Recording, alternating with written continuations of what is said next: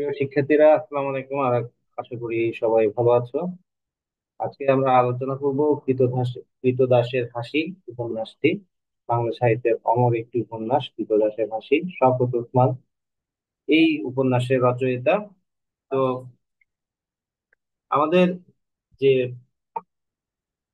কৃতদাসের হাসি উপন্যাসটা আজকে আমরা আলোচনা করব, আমাদের স্বাধীন বাংলাদেশের অভ্যুদয়ের পেছনে এই উপন্যাস একটা বিশাল অর্থবহ দিক বহন করে। তো আহ যদিও এটি পাকিস্তান শাসনের আমলে রচিত হয়েছিল, কিন্তু এর যে সাহিত্যিক গুণ এবং এর যে বিশেষত্ব, সেটা এখনো আমাদেরকে আহ ভাবিয়ে তোলে। আমরা কৃতদাসের হাসি উপন্যাসটা ছিল মূলত ফ্যাসিবাদী সরকারের বিরুদ্ধে একটি প্রতিবাদ। কৃতদাসের হাসি উপন্যাসটা ছিল মূলত অন্যায় শোষণ নির্যাতন করে বন্দি করে রাখার বিরুদ্ধে একটা প্রতিবাদ। কৃতদাসের হাসি উপন্যাসটা ছিল মূলত কথা বলতে না দেয়ার প্রতিবাদ। আমরা মূলত এই 2024 সালে এসে যেই পরিবর্তন আমাদের সমাজে, আমাদের রাষ্ট্র ব্যবস্থায় লক্ষ্য করছি, ঠিক এরকমই একটা সিচুয়েশন বা একটা পরিস্থিতি পাকিস্তান আমলে তৈরি হয়েছিল। মানুষ কথা বলতে পারতো না, মানুষ মনের ভাব প্রকাশ করতে পারতো না, যা একজন মানুষের মানবিক অধিকার, মানুষ হিসেবে তার একটা অধিকার। আমরা ঠিক এই বিষয়গুলোই কৃতদাসের হাসি উপন্যাসের আলোচনাতে খুঁজে পাবো। তো চলো আমরা তাহলে শুরু করছি আমাদের কৃতদাসের হাসি উপন্যাস বিষয়ক আজকের এক্সক্লুসিভ ক্লাস। তো তোমাদেরকে বলবো যে উপন্যাসটা খুব সহজ ভাষায় লেখা, খুব সহজ করে, আহ, সহজ ভাষায় খুব সুন্দরভাবে সংক্ষিপ্ত আকারে উপন্যাসটা লেখা হয়েছে। তোমরা যদি উপন্যাসটা পড়ে ফেলো, তাহলে এর অনেক গুরুত্ব এমনিতেই তোমরা বুঝতে পারবে। পাশাপাশি আমার এই ক্লাস করার আগে যারা উপন্যাসটা পড়েছো, তারা এই উপন্যাসটার অর্থটাকে অন্যভাবে অনুধাবন করতে পারবে। এবং যারা এখনো উপন্যাসটা পড়ো নাই, তারা এই ক্লাস করার পরে যদি উপন্যাসটা পড়ো, তাহলে এই উপন্যাস পড়ার সময় তোমার ভিতরে একটা আলাদা স্পৃহা, আলাদা একটা ভাবনা খেলা করে যাবে। তো আমরা শওকত ওসমান হিসেবে যাকে চিনি, তার একটা, এটা তার একটা পেন নেম অথবা ছদ্মনাম। তার আসল নামটা কি কেউ বলতে পারবে? শওকত ওসমানের আসল নামটা কি কেউ বলতে পারবে?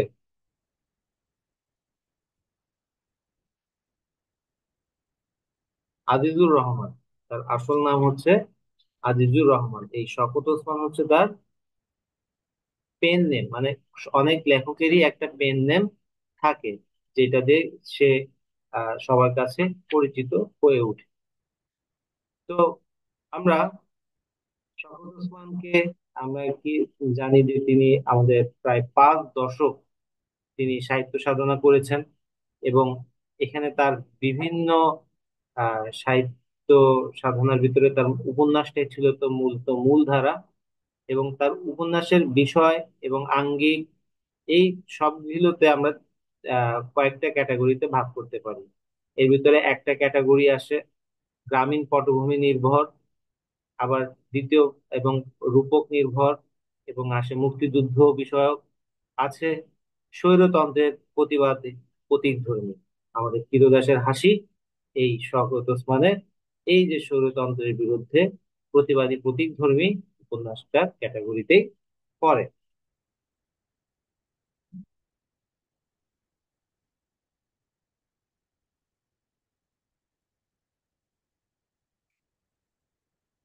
ক্রীতদাসের হাসি কথা সাহিত্যিক শওকত ওসমান রচিত উপন্যাস, এটা আমরা সবাই জানি। 1962 সালে রচিত উপন্যাসটি প্রথম 1963 সালে প্রকাশিত হয়। এর আগে এটি পত্রিকাতে প্রকাশিত হয়েছিল এবং পরবর্তীতে এটা বই আকারে 1963 সালে প্রকাশিত হয়। এবং এরপরে দেখো 2015 সালের সময় এটা আবার নতুন করে কি প্রকাশিত হয়েছিল। তো অনেক সময় আমরা কৃতদাসের হাসি বানানটা তোমরা শিক্ষার্থীরা ভুল লেখো, ভুল বানানে লিখে ফেলো বা কটা এভাবে দিয়ে দাও। এভাবে লেখা যাবে না। আমাদের কৃতদাসের হাসি যেহেতু লেখক যেভাবে লিখেছেন এইভাবে, যেহেতু কয়রফলা, একটা এ দিয়ে এভাবে একটা আঁকড়া নিচের দিকে নেমেছে, উপরে একটা মাত্রা হবে, এটাকে বলা হচ্ছে ক যোগ রফলা। এই করফলা যেহেতু এভাবে লিখেছে, আমাদেরকেও এভাবে পরীক্ষার খাতায় লিখতে হবে। তো আমাদের উপন্যাসটি প্রথম কত সালে প্রকাশিত হয়? 1963 সালে। আমাদের এই উপন্যাসের যে মূল বিষয়বস্তুটা যদি আমরা আলোচনা করি, তাহলে এখানে দেখতে পাবো যে 1958 সালে জেনারেল আইয়ুব খানের সামরিক শাসন পাকিস্তানকে বর্বর স্বৈর শাসনের জাঁতাকলে আবদ্ধ করে। এই সময় সব ধরনের বাক স্বাধীনতা হরণ করা হয়েছিল। তৎকালীন পাকিস্তানের স্বৈরশাসক আইয়ুব খানের শাসন ব্যবস্থাকে ব্যঙ্গ করেই এই উপন্যাসটা রচিত হয়েছে। আমরা ছবিতে এই জেনারেল আইয়ুব খানকে দেখতে পাচ্ছি। তো আমাদের দেখো, এটা কত আমাদের সামরিক শাসনটা শুরু হয়েছে 58 সালে, বইটা প্রকাশিত হয়েছে 63 সালে, মাত্র 5 বছর পরে। এবং এই সামরিক শাসন বা স্বৈরা শাসনের সময় আমরা এখন এই স্বৈরাচারী সরকার বা স্বৈরাচার বিষয়টা আমরা বুঝতে পারছি। এই স্বৈরাচারী সরকারের সবচেয়ে বড় ইয়া হচ্ছে বাক স্বাধীনতা হরণ করা, আমাদের কথা বলতে না দেয়া, তোমাকে প্রতিবাদ করতে না দেয়া। এই যে যে প্রতিবাদ করতে না দেওয়া, যখন কথা বলতে না দেওয়া হচ্ছে, তখন বুঝতে হবে এখানে কোনো অন্যায় বা দুর্নীতি বা শোষণ নির্যাতন চলছে। তো এই যে সব ধরনের বাক স্বাধীনতাকে হরণ করে জেনারেল আইয়ুব খান কি করেছিল, আমাদের এই পাকিস্তানে, যখন তৎকালীন পূর্ব পাকিস্তানে সামরিক শাসন জারি করেছিল, এটা শুধু পূর্ব পাকিস্তান না, পূর্ব পাকিস্তান পশ্চিম পাকিস্তান দুই জায়গাতেই তিনি এই শাসন জারি করেছিলেন। এবং এই পাকিস্তান স্বৈর শাসকের কে সাহিত্যিকরা কি করে ব্যঙ্গ করে, খেয়াল করো, ব্যঙ্গ করে মানে কি, তাকে ইনডিরেক্টলি ইনসাল্ট করে এই উপন্যাসটা লেখা হয়েছে। আমরা এই উপন্যাসের প্রেক্ষাপট এবং পটভূমিতে আমরা দেখতে পাবো যে কি, এই সামরিক জান্তা আইয়ুব খান আমাদের মৌলিক গণতন্ত্রের নামে আমাদের একটা অধিকার হরণ করে নিয়েছিল। আমাদের যে ভোট দেওয়ার অধিকারটা, সেটাকে তিনি হরণ করে নিয়েছিল। আমরা কি 2024 সালে এসে এই বিষয়গুলো কিছুটা মিল খুঁজে পাচ্ছি না? পাচ্ছি কিনা? তো এই জন্য আমাদের বলা হয় যে আমাদের যে এই 60-এর দশকে, এই যে 1958 সাল, 60-এর দশক বলতে কি বোঝাচ্ছে, 1951 থেকে 59 সাল পর্যন্ত, এই 60-এর দশকে বাঙালির যে বিপন্নতার কাল ছিল, তেমনি স্বপ্ন সম্ভাবনারও কাল ছিল। আমরা এই 60-এর দশকে দেখি যে বাঙালি আস্তে আস্তে বুঝতে পারলো তাদের স্বাধীনতা দরকার, তাদের স্বাধীনতা কেন প্রয়োজন, এই বিষয়গুলো তারা প্রশ্ন করলো। আমাদের এই লেখক আজিজুর রহমান বা আমাদের শওকত ওসমান, তিনি কিন্তু একজন সরকারি চাকরি করতেন। এবং সরকারি চাকরি করতেন বিধায় পারিবারিক নিরাপত্তা, তার পেশাগত নিরাপত্তা ইত্যাদি ইয়াতেই তিনি এই প্রতীকী উপন্যাসটা লিখতে অনুপ্রাণিত হয়েছিলেন। তো এটা মানে এই প্রসঙ্গে আহ, শওকত ওসমান একটা কথা বলেছিলেন যে আমরা বেশিরভাগ লোকই বাঁচি ফন্দি করে। রূপক উপন্যাস যে লিখেছি সেটা তো একরকম কি ফন্দি। এই যে দেখো, লেখক নিজেই বলেছে যে ফন্দি, এবং ফন্দি করে তিনি এই শাসককে কি করেছিল, ব্যঙ্গ করেছিল। মজার ব্যাপার হচ্ছে এই শাসকই তাকে এই বই লেখার জন্য পুরস্কার দিয়েছিল। তো শওকত ওসমানের এই কৃতদাসের হাসি, এটা যখন আহ, যখন লেখা হচ্ছে, এর আগে 1962 সালে কিন্তু রবীন্দ্র জয়ন্তী উদযাপন করতে বাধা দেওয়া হয়েছিল। রবীন্দ্রনাথের নাম উচ্চারণ করতে দেয়া হতো না। রবীন্দ্রনাথ অত্যন্ত ঘৃণা বলে প্রত্যাখ্যান করার একটা বিষয় তখন জেগে উঠেছিল।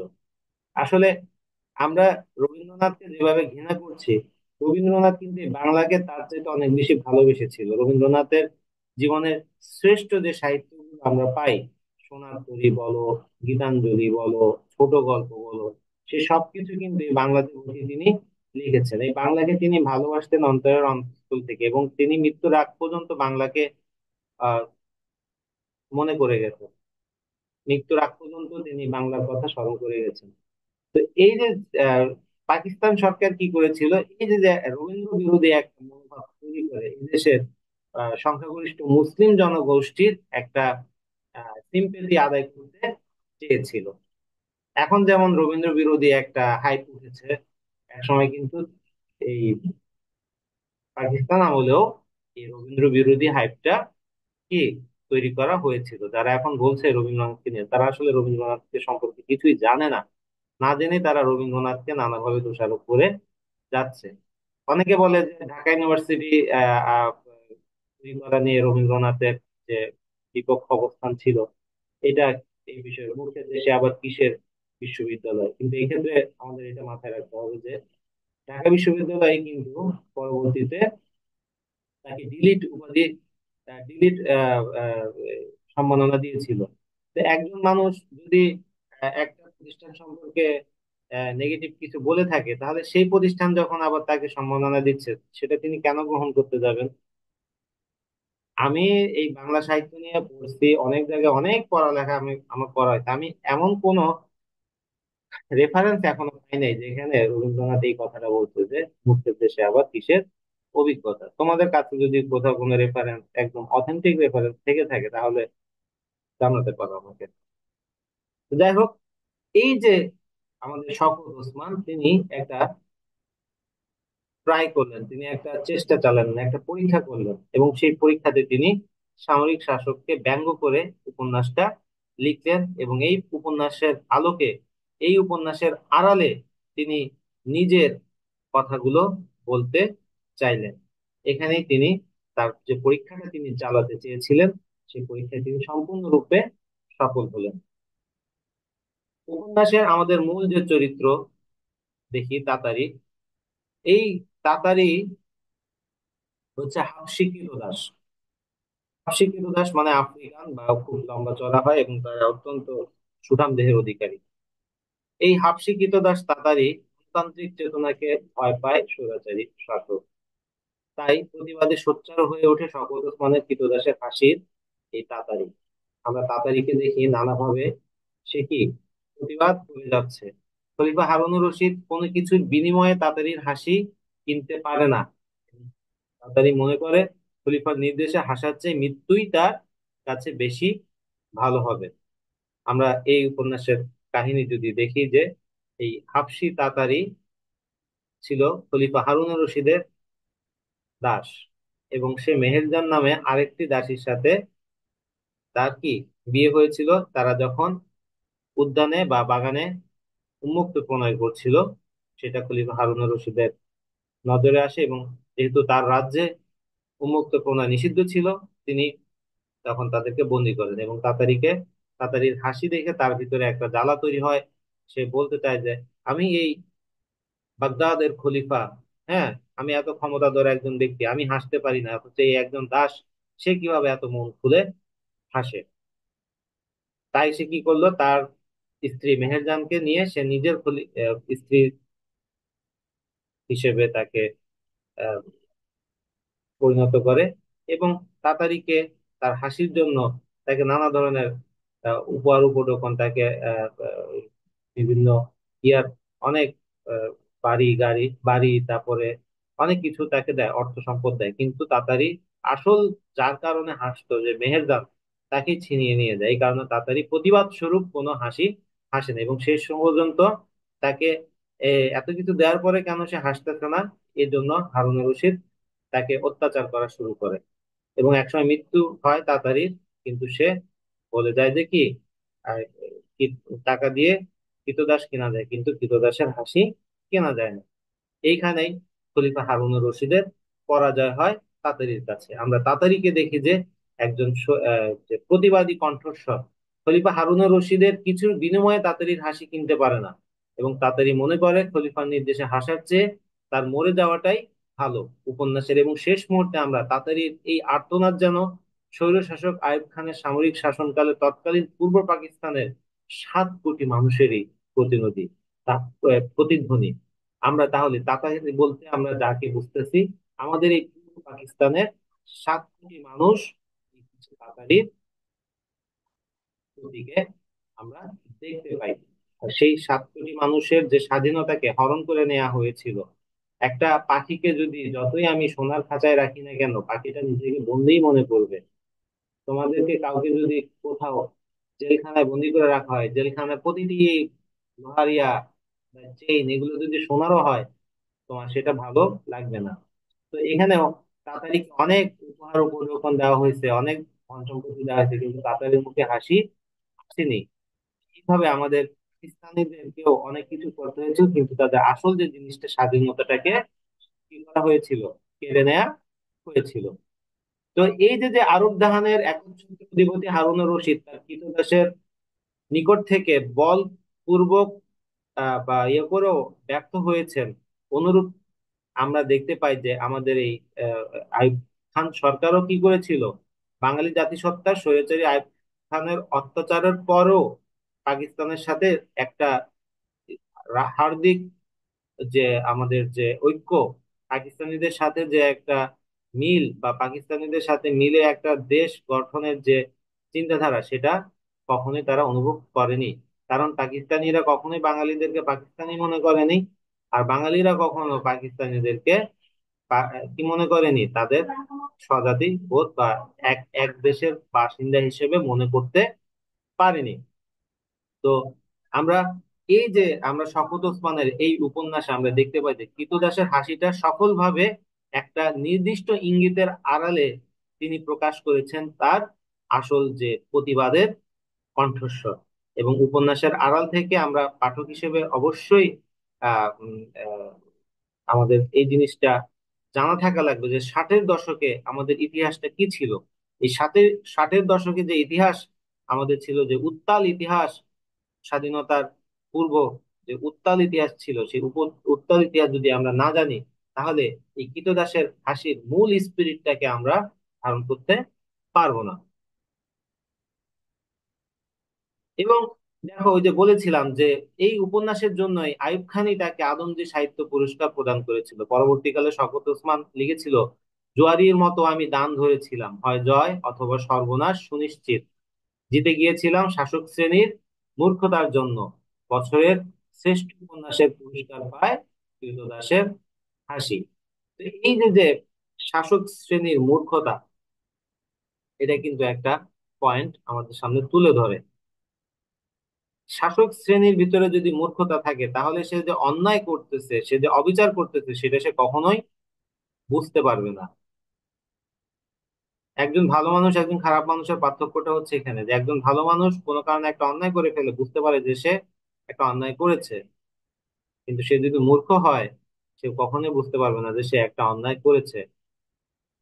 আমাদের স্বাধীনতা কেড়ে নিয়ে, আমাদের কথা বলার অধিকার কেড়ে নিয়ে, আমাদের স্বাধীন চলাচলের অধিকার কেড়ে নিয়ে, আমাদের যত কিছুই দেওয়া হোক না কেন, আমরা কখনোই পাকিস্তানিদের সাথে আত্মিক একটা সম্পর্ক যে বিষয়টা ছিল, সেটাও আমরা উপভোগ করতে পারি নাই। তারা মনে করছে আমরা তো এত কিছু ইয়ে করছি, তাহলে কেন আহ তারা ইয়ে করবে না। আসলে তারা এদেশের মানুষের কালচারটাকে বুঝতেই চায় নাই। এদেশের মানুষের যে আমাদের সংস্কৃতি আছে, সেটাকে বুঝতে চায়নি, আচার আচরণকে বুঝতে চায়নি। আমি একটা দেশকে রাজত্ব করতে হলে সেই দেশ রাজ্যের প্রজা যারা আছে, তাদের মনের ভিতরে কি চায়, তাদের সেই বিষয়টা বুঝতে হবে। একটা মজার উদাহরণ দেই।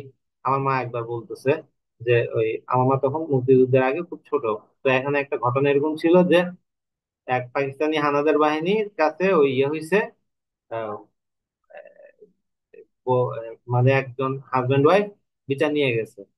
হাজবেন্ড ওয়াইফ বিচার নিয়ে গেছে, হাজবেন্ড তাকে বলতেছে, আমি আমার এই এই এই এই এই বউয়ের সাথে আর ভাত খাবো না। মানে ইনডিরেক্টলি সে বোঝাতে চেয়েছে সে আর তার সাথে সংসার করবে না। তো পাকিস্তানিরা বলতেছে, তো ভাত না খেলে রুটি খাবা, সমস্যা কি? ভাত খাওয়া না কিন্তু রুটি খাবা। তো এই যে যে দেখো যে তারা আমাদের কথাগুলো বুঝতে পারেনি, তারা আমাদের মনের ভাবটা বুঝতে পারেনি, আমাদের আশা আকাঙ্ক্ষা সুখ দুঃখ বেদনা এগুলো তারা বুঝতে পারেনি, তাহলে আমরা কিভাবে তাদের সাথে একটা আত্মিক সম্পর্ক অনুভব করব? এটা কোনোভাবেই সম্ভব হচ্ছিল না তাদের এই মূর্খতার জন্য। আমরা উপন্যাসের যে বিষয় ভাবনা হিসেবে তো দেখেছি, যে বিষয় ভাবনার হিসেবে আমরা এখানে শপথ আরব্য রজনী সহস্র দুই রাত্রির যে কাহিনী তিনি নিয়ে এসেছিলেন, সেই কাহিনীর বিষয়বস্তুর আলোকে তিনি ইচ্ছা করে একটা ভূমিকা অংশ লিখেছিলেন, যেটা সম্পূর্ণরূপে একটা আহ, ওই যে বলেছিলাম যে শাসক শ্রেণীকে ডিস্ট্রাক্ট করার জন্য, শাসক শ্রেণীকে আসল কথাটা বুঝতে না দেওয়ার জন্য ওই জিনিসটা দেয়া হয়েছিল। তারা তো অনেকেই মনে করেছিল যে আসলেই বুঝি এরকম একটা কি সত্যি সত্যি কোন একটা আবিষ্কার সে শওকত ওসমান করে ফেলেছে। তো আমরা এই এখন যে শওকত ওসমানের এই নাটকের যে ইয়েটা আলোচনা করব, ক্রীতদাসের হাসি উপন্যাস হিসেবে বিবেচনা করা হলো, এখানে আমরা দেখব প্রচুর সংলাপের আহ বিষয় আমরা দেখতে পাই। এখানে ভূমিকার এই অংশটুকু ছাড়া নাটকের মতো কথোপকথনের মাধ্যমে সমগ্র উপন্যাসটা শেষ হয়েছে। এমনকি নাটকের মতো কিছু স্টেজ ডিরেকশন, মানে আমাদের প্রেক্ষাপট হিসেবে ব্র্যাকেটে কিছু কথা লিখে দেওয়া হয়েছে। এই যে এরকম কিছু কিছু জায়গা আমরা যা দেখি, বাংলা সাহিত্যে এরকম না উপন্যাস না নাটক রূপের উপস্থাপন এর আগে আর কখনো দেখা যায়নি। সেই হিসেবে আমরা কৃতদাসের হাসি উপন্যাসটাকে একটা সফল নাট্যগুণ সম্পন্ন উপন্যাস হিসেবে আমরা বলতে পারি। তো উপন্যাস এমন একটা সাহিত্য মাধ্যম, আমাদের বুঝতে হবে যে এটা সব ধরনের ইয়ার ভিতরে চলে যায়। একটা উপন্যাস আমাদের গীতি গীতি স্টাইলে আমরা উপন্যাসটা লেখা যেতে পারে, নাটকের স্টাইলেও লেখা যেতে পারে। সাহিত্যের নানা ধরনের প্রকরণ আছে, আমরা ট্রাজেডি হিসেবে উপন্যাস লেখা যেতে পারে, কমেডি হিসেবে উপন্যাস লেখা যেতে পারে।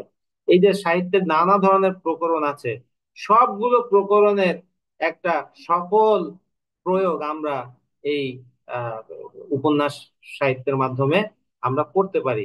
যেমন আমরা দেখব যে রবীন্দ্রনাথের যে স্ত্রীপত্র নামে একটা উপন্যাস আছে, হ্যাঁ, ছোট গল্প, সেখানে চিঠি লিখছে, চিঠিটা একটা ছোট গল্পের মতো হয়ে গেছে। আমরা এই যে তারপরে কাজী নজরুল ইসলামের যে উপন্যাস দেখবো, সেখানেও বাঁধনহারা, সেখানেও আমরা এরকম বিভিন্ন চিঠির মাধ্যমে এই বিষয়গুলো দেখতে পাই। তো আমরা যদি নাট্যগুণের ইয়ে করি, যে নাটকে এটা আসতেছে বারবার, এই যে যে তাতারির কাছে হারুনুর রশিদ কি হলো শেষ পর্যন্ত, তার যে একটা নৈতিক ভাবে যে একটা পরাজয় হলো, হ্যাঁ, তাতারি তার কাছে বশ্যতা স্বীকার করলো না, এখানেই তো হারুনুর রশিদের পরাজয়। এই যে যে বিষয়গুলো, শওকত ওসমানের বিষয়গুলো, এই ক্রীতদাসের হাসিকে আমরা নাট্যোপন্যাস হিসেবে সহজেই কি চিহ্নিত করতে পারি।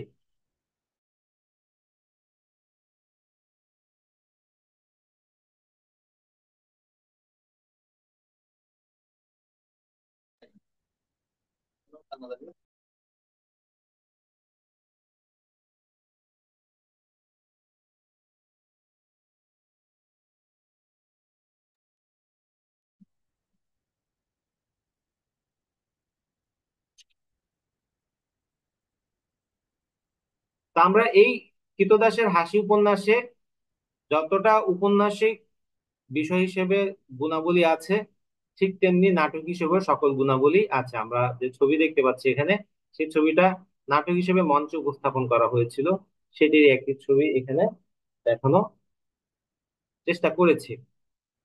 তো আহ নাট্যগুণ আলোচনার পরে আমরা এখানে যে বিভিন্ন চরিত্রগুলো দেখবো, একটা নাটকের কিন্তু অন্যতম একটা উপাদান হচ্ছে যে বিভিন্ন চরিত্র। আমাদের উপন্যাসের এই ক্রীতদাসের হাসি উপন্যাসের যে আহ, সবচেয়ে বড় দুর্বলতা, সেটা হচ্ছে যে চরিত্রগুলো, প্রায় সবগুলো চরিত্রই একদম একটা আগে থেকেই নির্ধারিত ছকে বাঁধা পড়েছে। হারুনুর রশিদ একজন স্বেচ্ছাচারী শাসক, মাসরুর তার চিরায়ত আজ্ঞা পালনকারী একজন লোক, প্রতিবাদী নাছোড়বান্দা তাতারি, নিজের কবিসত্তাকে ঝালিয়ে নেওয়ার চেষ্টা করতে থাকা আবুল আতাহিয়া, কিংবা নিজেকে বিকিয়ে দিয়ে অনুশোচনায় দগ্ধ বুসায়না, আমার মেহেরজান, এই সব চরিত্রগুলোই ছিল একমাত্রিক। একমাত্রিক বলতে এখানে কি বোঝানো হচ্ছে, মানে তাদের ভিতরে আর কোনো ধরনের দ্বিধাদ্বন্দ্ব আমরা দেখি না, তাদের ভিতরে আর ধরনের কোনো পরিবর্তন আমরা দেখি না। আমরা তাতারিকে দেখছি নাছোড়বান্দা হিসেবে, সে নাছোড়বান্দাই ছিল। আমরা হারুনুর রশিদকে দেখছি একজন আহ অসুখী রাজা হিসেবে, সে একজন স্বৈরশাসক হিসেবে দেখেছি, সে স্বৈরশাসকই ছিল। এখানে কবিদের বা এখানে চরিত্রগুলোর ভিতরে কোনো বাক পরিবর্তন আমরা দেখি না, এই কারণে এটাকে বলা হচ্ছে একমাত্রিক। তো একমাত্র কবি আবু নওয়াসের ক্ষেত্রে কিছু ব্যতিক্রম লক্ষ্য করা যায়। নিজের জীবন সম্পর্কে তার দর্শন, তার আকর্ষণীয় বচন, শেষমেশে খলিফার বিরুদ্ধে তার প্রতিবাদী সত্তা উপন্যাসে তাকে একটা আলাদা ব্যক্তিত্ব দান করেছে এই কবি আবু নওয়াস। তিনি প্রথমে খলিফার আজ্ঞাবহ থাকলেও পরবর্তীতে এসে তিনি কি একটু প্রতিবাদ করেছেন। এই যে যে এখানে আমরা তার একটা একমাত্রিকতা থেকে তিনি এখানে মুক্ত হতে পেরেছেন। তো ফালসফি দর্শন ধারা আবু ইসহাকের চরিত্র অনেকটা একমাত্রিক ছিল। আমরা এখানে এই চরিত্রগুলোর ভিতরে চরিত্র হিসেবে আলোচনা করতে গেলে তোমাদের মনে রাখতে হবে যে দুইটা চরিত্র খুব গুরুত্বপূর্ণ। এর ভিতরে একটা চরিত্র হচ্ছে তাতারি এবং আরেকটা চরিত্র হচ্ছে এই হারুনুর রশিদ। আমরা এই হারুনুর রশিদের চরিত্রে আমরা দেখতে পাই যে তার মনে এত ইয়া কেন, কারণ তার নিজের যে বোন, তিনি ছিল, হারুনুর রশিদ ছিল আব্বাসীয় বংশের, এবং এই কারণে তিনি তার যে ছোট বোন, ঠিক আছে, সে ছোট বোন তার একজনের সাথে ওই যে উন্মুক্ত প্রণয় করেছিল দেখে সে তার ছোট বোনকে হত্যা করেছে, সেই ছোট বোনের হাজবেন্ডকেও কি হত্যা করেছে। এই যে যে আহ, আহ, এই তার মনে এটা নিয়ে একটা অনুশোচনা সব সময় কাজ করত। এবং যখন সে দেখতে পেল যে কি যে তাড়াতাড়ি স্বাধীনভাবে হাসতেছে, এটা দেখে তার আর কি আহ, এই হিংসা বা অসূয়া প্রবৃত্তিটা মারাত্মকভাবে জেগে ওঠে। তো সে এরপরে আবার কি করছে দেখো, তার এই তাতারির স্ত্রী মেহেরজানকেও কি বিয়ে করেছে, কিন্তু বিয়ে করেও তাকে স্ত্রীর মর্যাদা কিন্তু ঠিকভাবে দেয় নাই। আমরা যদি পুরো উপন্যাসে দেখবো যে একমাত্র সবচেয়ে বেশি অ্যাক্টিভ চরিত্র বা সবচেয়ে বেশি সব জায়গায় যার উপস্থিতি আমরা দেখতে পাই, সে হচ্ছে খলিফা এই হারুনুর রশিদ। কারণ আমাদের লেখক শওকত ওসমানের মূল টার্গেট ছিল কিন্তু কি ওই যে স্বৈরশাসক আইয়ুব খানকে ব্যঙ্গ করা। এই কারণে আমরা হারুনুর রশিদের মাধ্যমে সেই বিষয়গুলো এখানে আমরা দেখতে পাই। তো এখানে তার ভিতরে সবসময় অনুশোচনার বিষয়টাও আমরা দেখতে পাই। আমরা দেখব যে এই যে স্বৈরশাসক আইয়ুব খান, সে কিন্তু একটা বই লিখেছিল। বইটার নাম ছিল যে কি, এই যে ফ্রেন্ডস নট মাস্টার। এটা লিখেও তিনি আমাদের চেয়েছিল আমাদের সাথে একটা গুড রিলেশন তৈরি করতে, কিন্তু এটা কখনোই সম্ভব হয়নি। আবার এদিকে তাতারি চরিত্রের ভিতরে আমরা কি দেখি, তাতারি হচ্ছে যে সে আহ মূলত আমরা এখানে নায়ক হিসেবে যাকে দেখব সে হচ্ছে তাতারি। কারণ তাতারি ক্রীতদাসী উপন্যাসের আহ একমাত্র চরিত্র যে কোনো অবস্থাতেই নিজেকে নিজের সত্তাকে বিকিয়ে দেয় নেই। কারণ এই তাতারি চরিত্রকে এভাবে তৈরি করার পিছনে মূল কারণটাই ছিল কিন্তু ওই যে আমাদের 7 কোটি বাংলার জনগণ, এই 7 কোটি জনগণ কোনোভাবেই কি করবে না, আপোষ করবে না। আপোষহীন বিষয়টা, এই 7 কোটি জনগণের আপোষহীন যে মনোভাবটা তাতারই চরিত্রের মাধ্যমে লেখক আমাদের সামনে তুলে ধরেছে। আমাদের এই উপন্যাসের নায়ক বাদশাহ হারুন হলেও তাতারই আসলে উপন্যাসের নায়ক। আমরা এখানে বাদশাহ হারুনের সর্বত্র উপস্থিতি দেখলো, সব জায়গায় তার প্রভাব দেখলো, মূল তাতারই অতটা উপস্থিতি না থাকলেও কিন্তু তাতারই এখানে নায়ক হয়ে আছে, বাগদাদের অধিপতি। কারণ বাদশাহ হারুনুর রশিদ এই তাতারির কাছে কি হয়েছিল, পরাজিত হয়েছিল।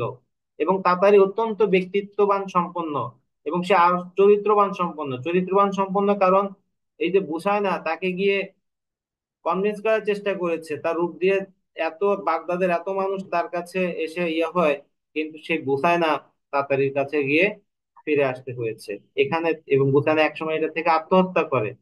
তা আবার এই যে যে মেহেরজানের ক্ষণিকের প্রেম তাড়াতাড়ি ভুলতে পারে না। এই সেই প্রেমকে সে সম্মানের জন্য সে কি করেছে, কোনোভাবে বুসায়নার প্রলোভনে সে কি করেনি, ভুলে যায়নি। সে কোনো ছলনার আশ্রয় নেয়নি, নীরবে সে মানবিক প্রেমের জয়গান গেয়ে গেছে। তো এই কারণে তাতারি হয়ে গেছে এই উপন্যাসের স্বাধীনতার প্রতীক। এই কারণে তাতারি চরিত্রটা এখানে এত বেশি গুরুত্ব পেয়েছে। আর মেহেরজান চরিত্রটা আসছে, মেহেরজান একজন রূপবতী বুদ্ধিমতী নারী। সে একজন আলবেনিয়ান ছিল। এখানে আমরা তার বর্ণনা দেখতে পাই সে কতটা রূপবতী ছিল। তো এই যে যে এখানে সে প্রত্যুৎ পণ্যবতী, এবং প্রথম দিকে তার যে একটা সরব উপস্থিতি আমরা দেখতে পেয়েছিলাম, কিন্তু শেষের দিকে সে ততটা আর উপস্থিতি এভাবে ধরে রাখতে পারেনি। সে যখন আহ খলিফা হারুনুর রশিদের স্ত্রীতে পরিণত হলো, তখন সে তার সত্তাটা হারিয়ে ফেলে। আমরা এই উপন্যাসের ভাষাতে আমরা দেখতে পাবো কিছু আরবি ফার্সি ভাষা প্রচুর ব্যবহার করা হয়েছে। এত বেশি ব্যবহার করা হয়েছে যে অনেক সময় এখানে বলা হচ্ছে যে আমাদের এই আরবি ফার্সি ভাষার শব্দ ব্যবহার করার কারণে আমরা এই উপন্যাসটা তার আসল একটা যে ডিরেকশনে ছিল সেখান থেকে অনেকটাই সরে গিয়েছিল। তো কারণ এখানে আমরা প্রচুর সংলাপ দেখেছি, এবং প্রেক্ষাপট যেহেতু আরব্য প্রেক্ষাপটে ছিল, সেজন্য লেখক এখানে মনে করেছিল সেখানে প্রচুর আরবি ফার্সি শব্দ ব্যবহার করবে। এখন আলাওল কবিতা লিখছে, আমার লাইলি মজনু লেখা হয়েছে, সেখানে কিন্তু এভাবে আরবি ফার্সি শব্দ ব্যবহার করা হয়নি। তো আমরা লেখক এখানে তার যে চিন্তা ভাবনা ছিল যে আরবীয় প্রেক্ষাপটে হইলেই যে সেখানে তাকে আরবি শব্দ ব্যবহার করতে হবে, ফার্সি শব্দ ব্যবহার করতে হবে, এটা না। তো এখানে লেখক যদিও আরবি ফার্সি ভাষার উপরে দক্ষতা ছিল এটা বোঝা যাচ্ছে, এবং সে দক্ষতাটাকে খুব কাজে লাগিয়েছে, কিন্তু তারপরও এই এই উপন্যাসে প্রায় 30 ভাগ শব্দই কিন্তু কি আরবি ফার্সি শব্দ। এবং এই কারণে এই কেন তিনি এই আরবি ফার্সি শব্দ ব্যবহার করেছেন, জাস্ট আবহ তুলে ধরার জন্য, একটা এই যে মধ্যযুগের যে আরব যে সমাজের যে একটা আবহ, সেটা তুলে ধরার জন্য তিনি দেখেছেন। আমরা দেখলাম আকেলমন্দ, আক, আদম সুরত, জেনানা, জিন্নি, দোস্ত, নুরুল্লাহ, নেকাব, এরকম অনেক অনেক শব্দ, মহাফেজ, হ্যাঁ, সাঙ্গেসার, হিকামত, হাবিয়া, হুর, এরকম অনেক অনেক শব্দ আমরা দেখি। তো এরকম অনেক শব্দের বিশাল একটা তালিকা কিন্তু আমরা এখানে তুলে ধরতে পারবো। এবং এখানে আরো তিনি দেখেছে বিভিন্ন রূপমা, যথেষ্ট উপমা, রূপকল্প ইত্যাদিতে দেখানোর জন্য যথেষ্ট ভালোভাবে তিনি কিন্তু কি আহ, ব্যবহার করতে পেরেছেন। যেমন এক জায়গায় তিনি বলেছেন, শুধু কি আকাশ পৃথিবী নিজের অন্তহীন বিস্তার অস্বীকারের জন্য গণ্ডির মধ্যে বিচিত্রার আতশবাজি জ্বালিয়ে জ্বালিয়ে এগোয়। এই যে যে এভাবে তিনি একটা উপমা উৎপ্রেক্ষা তিনি তৈরি করতে পেরেছিলেন, এখান থেকেও তার একটা আলাদা বৈশিষ্ট্য আমরা খুঁজে পাই। আর যে দার্শনিক ভাষ্য, ভাষার ভিতর তো তিনি আরবি ফার্সি শব্দ ব্যবহার করছেন, দার্শনিক ভাষ্যটাও কিন্তু তাকে আরো বেশি কি হাসি, মানুষের আত্মারই প্রতিধ্বনি, এই যে যে একটা দার্শনিক কথা, এগুলো আমরা এখানে দেখতে পাই। তো রূপক হিসেবে আমরা জানি যে এই উপন্যাসটার জন্য সবচেয়ে বড় আছে একটা পুরোপুরি রূপক উপন্যাস কৃতদাসের হাসি। এই রূপক হিসেবে কি তুলে ধরা হয়েছে, রূপক অর্থে পূর্ব বাংলা হয়ে উঠেছে বাগদাদ, খলিফা হারুনুর রশিদ, স্বয়ং আইয়ুব খান, আর তাঁতেরই হলো স্বাধীনতাকামী বাঙালি প্রতিনিধি। আইয়ুব খানের একটা বই লিখেছিলেন ফ্রেন্ডস নট মাস্টার্স, বইটি যেন তাতারীকে গোলামি থেকে মুক্ত করাকে নির্দেশ করে, কিন্তু বাঙালি কখনোই মুক্ত ছিল না। বাগদাদে আবদ্ধ তাতারির মতোই সে ছিল শৃঙ্খলিত। বাক স্বাধীনতাহীন বাঙালিকে আশ্বস্ত করার চেষ্টা করা হলেও জনগণের অধিকার আর প্রকৃত স্বাধীনতার অভাবে পূর্ব বাংলার লোকজন কি করে আর তাতারির মতো প্রাণ খোলা হাসি আর হাসতে পারে না। উপন্যাসের কৃতদাসের হাসিকে ব্যক্তিসত্তার স্বাধীনতার রূপক অর্থ হিসেবেই আমরা দেখতে পাই ব্যবহার করা হয়েছে। তো এখানে লেখক বাস্তবতার আড়ালে ভিন্ন আরেক বাস্তবতাকে তুলে ধরেছেন। উপন্যাসের পটভূমিতে খলিফা হারুনুর রশিদের রাজপ্রাসাদের ঘটনা উপস্থাপিত হলেও লেখক এখানে সচেতন ভাবে আমাদের এই দেশকে তুলে ধরেছেন, সেটা আমরা বুঝতে পারি। এবং এখানে একচ্ছত্র অধিপতি হিসেবে আইয়ুব খানকে আমরা যদি হারুনুর রশিদের সাথে তুলনা করি, তাহলে সেই বিষয়টা আমরা এখানে দেখতে পাই। তো এখানেই লেখক যে উপন্যাসের আড়ালে আমাদেরকে যেই স্বৈরশাসনের পরিবেশটা তুলে ধরার চেষ্টা করেছেন, সেটা আহ, আহ, আমরা বুঝতে পারি। তো এখানে আমরা দেখতে পাই যে কি অর্থ, ক্ষমতা, শক্তি দেখিয়ে মানুষের মুক্ত স্বাধীন করা যায় না, হাসি মানুষের আত্মারই প্রতিধ্বনি। এই বাক্যটার মাধ্যমে লেখক যেন স্বাধীনতার একটা পূর্বাভাস দিচ্ছেন। আর পূর্ব বাংলা সাধারণ মানুষের চেপে রাখা এই প্রতিবাদকে ফুটিয়ে তুলেছে হাফসি গোলাম তার এই শেষ ডায়লগের মাধ্যমে, যে দিরহাম দৌলত দিয়ে কৃতদাস গোলাম কেনা চলে, বান্দা কেনা সম্ভব, কিন্তু কৃতদাসের হাসি না, না, না। এই যে এই রূপক অর্থকে ঢাকতে শওকত ওসমান ধার নিলেন একটা আরব্য রজনীর ছদ্মবেশ, এবং আলিফ লাইলা লাইলান এই সহস্র রাত্রিকে পরিণত করলেন আলিফ লাইলা ও লাইলানে, এবং যার শেষ গল্পে জাহাকুল আব অর্থাৎ কৃতদাসের হাসি। এই গোলামের হাসির মাধ্যমে ফুটিয়ে তোলা হলো সামরিক দুঃশাসন আর বাঙালির স্বাধীনতার স্বপ্ন। তো এই যে যে উপন্যাসটা আমরা আলোচনা করলাম, এই নাট্য উপাদান, রূপক ইত্যাদি আলোচনা করে একটা জিনিস বুঝতে পারলাম যে উপন্যাস নামকরণ হিসেবে লেখকের এই কৃতদাসের হাসিটা একদম একটা পারফেক্ট পারফেক্ট একটা চয়েস লেখকের হয়েছে। অনেকগুলো বিষয়ের উপরে, ঘটনা, চরিত্রের উপরে নামকরণ করা হয়, কিন্তু এখানে লেখক কৃতদাসের সেই হাসি, যে হাসিকে কেনার জন্য হারুনুর রশিদ সর্বোচ্চ চেষ্টা করে গেছে, সেটাকেই ব্যবহার করেছেন, এবং এই দিক থেকে আমরা বিবেচনা করলে কৃতদাসের হাসি একটা সফল উপন্যাস।